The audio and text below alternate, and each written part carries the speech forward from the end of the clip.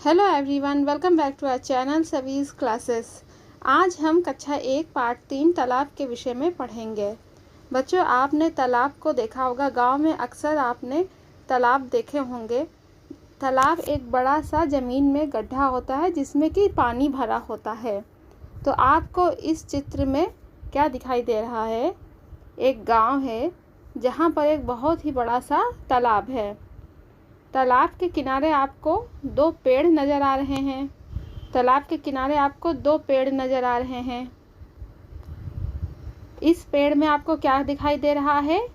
एक सांप। और आपको क्या दिखाई दे रहा है? इस पेड़ में आपको एक खोखल दिखाई दे रही जिसमें कि एक तोता बैठा है।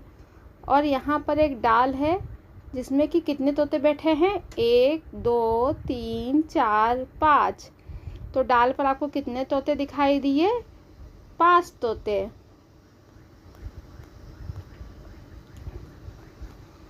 तो इस पेड़ पर कितने तोते हैं?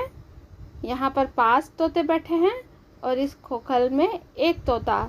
तो यहाँ पर 6 तोते बैठे हैं। 1 2 3 4। कितनी मछली हैं? यहाँ पर 4 मछली हैं। अब बतख यहाँ पर हैं। कितनी बतख हैं? 1 2 3। यहाँ पर 3 बतख हैं। एक फूल, यहाँ पर 2 फूल। ये 2 फूल हैं। और तालाब के पास, तालाब के अंदर कौन कौन से फूल हैं? तालाब के अंदर कमल के फूल हैं।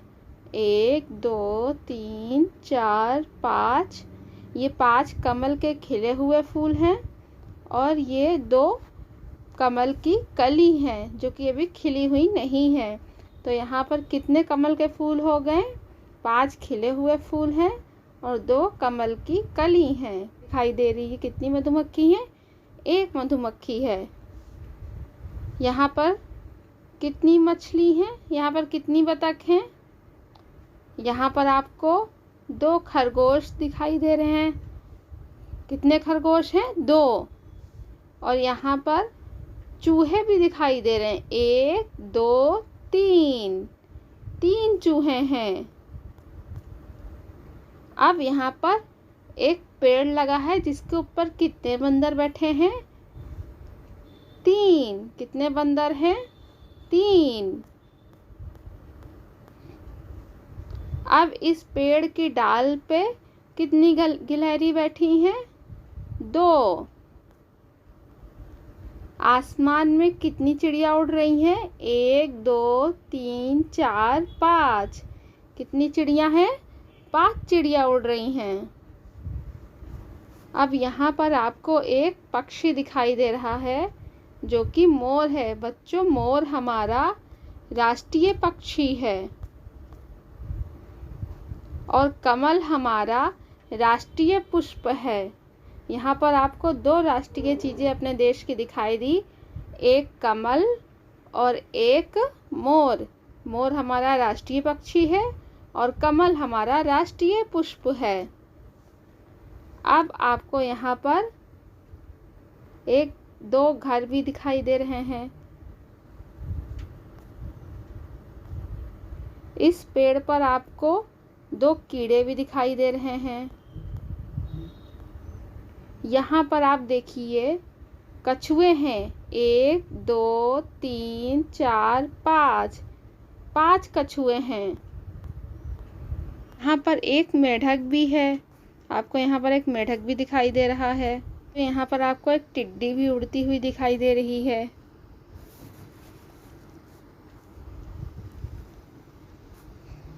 बच्चों, तालाब में पानी कृत्रिम तरीके से भी भरा जाता है और प्राकृतिक तौर पर जब वर्षा होती है तो भी जल तालाब में भर जाता है।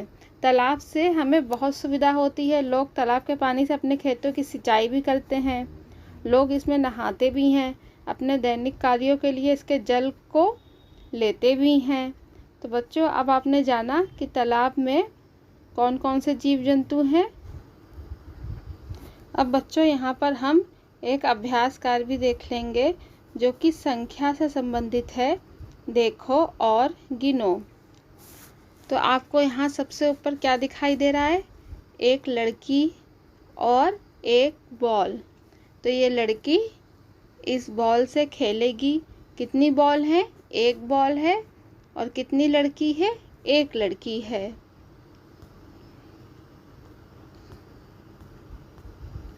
तो बच्चों यहाँ पर एक कैसे लिखा जाता है? संख्या में ऐसे लिखा जाता है और शब्दों में ऐसे लिखा जाता है, एक। अब आप यहाँ पर देख रहे हैं 2 गाजर हैं और 2 खरगोश हैं। एक गाजर ये खरगोश खाएगा, एक गाजर ये खरगोश खाएगा। 2 हम लिखते हैं इस तरह से, संख्या में, अंकों में 2 इस तरह से लिखते हैं और शब्दों में इस तरह से लिखते हैं। अब यहाँ पर आप देख रहे होंगे 3 लट्टू हैं और 3 रस्सी हैं।